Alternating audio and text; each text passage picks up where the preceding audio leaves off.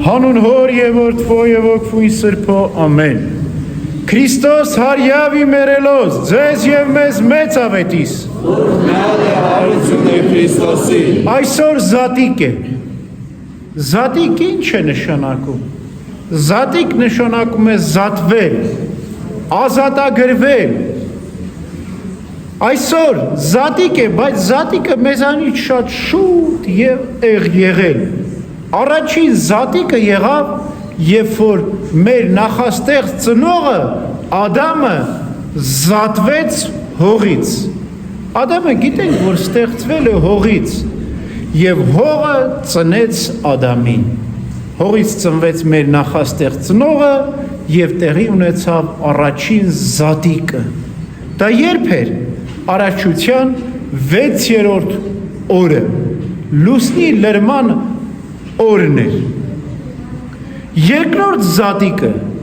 ուրեմն առաջին զատիկը կոչվում է արարչական զատիկ, երկրորդ զատիկը կոչվում է որդեգրական զատիկ, երբ իսրայելացիները Մովսես մարգարեի առաջնորդությամբ դուրս եկան, զատվեցին, հեռացան, որտեղից հեռացան? Եգիպտոսից։ Ինչու Եգիպտոսից հեռացան, որտև այնտեղ ստրուկ էին, այնտեղ գերի էին, և ուզում էին ազատագրվել, զատվել գերությունից և մեղքի ծառայությունից։ Եվ Աստված լսեց նրանց աղոթքը, իսրայելացիները անցան կարմիր ծովով, բացվեց կարմիր ծովը, և ծովի միջով անցնելով Մովսեսի առաջնորդությամբ, որ գավազանը ձեռքին էր, և կարմիր ծովն էլ ճեղքեցին, ու դուրս եկան, ուր դուրս եկան? Ավետյաց երկիր, այնտեղ, որտեղ խոստացված պարգևները նրանց պետք է տրվեին։ Ահա սա կոչվում է երկրորդ, օրենսդրական զատիկ։ Երրորդ զատիկը մեր զատիկն է, մենք էլ ենք զատիկ տոնում։ Սա կոչվում է փրկչական զատիկ։ Քրիստոսի փրկության զատիկն ենք մենք տոնում։ Քրիստոս էլ զատվեց մեռելներից, ինչպես Ադամը ստեղծվեց հողից, այնպես Քրիստոս էլ դուրս եկավ գերեզմանից, հարություն առավ, զատվեց, ինչպես Մովսես մարգարեն գավազանը ձեռքը ճեղքեց, անդունդները, ծովերը և իսրայելացիները միջով անցան, այդպես էլ նոր Մովսես մարգարեն, մեր Տերը Հիսուս Քրիստոս, խաչի գավազանով հարվածեց դժոխքի սանդարամետներին, որտև մինչև Քրիստոսի գալուստը բոլոր հոգիները դժոխքում էին, այնտեղ են արգելափակված, և մեր Տերը Հիսուս Քրիստոս կարծես իր գավազանով, խաչով իջավ կարմիր ծովի անդունդը, այսինքն դժոխքի հատակը, և այնտեղ ճանապարհ բացեց։ Մովսեսի հետ ամբողջ իսրայելացիների ազգը դուրս եկավ, մոտ 600,000 հոգի անցան կարմիր ծովի միջով։ Մեր Տիրոջ Հիսուս Քրիստոսի հետ ամբողջ մարդկային ազգը, որ արգելափակված էր դժոխքում հոգիները,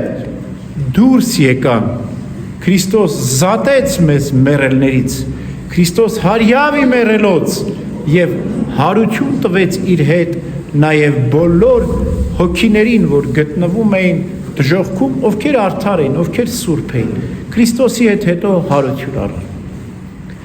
Այս երեք զատիկները իմացանք, առաջինը արարչական զատիկ, երկրորդը օրենսդրական զատիկ, երրորդը մերը փրկչական զատիկ, բայց այսքանով ավարտվում է զատկի պատմությունը։ Ոչ, չի ավարտվում։ Վերջին զատիկը կա, նորոգչական զատիկը։ Երբ կլինի այդ զատիկը? Կլինի աշխարհի վախճանին։ Բոլոր մեռելները կզատվեն հողից, կլինի աշխարհի վախճանը, կրկին մեր Տերը Հիսուս Քրիստոս երկնքից կգա,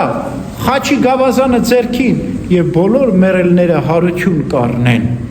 Եվ սա վերջնական, նորոգչական եւ հավիտենական զատիկը կլինի,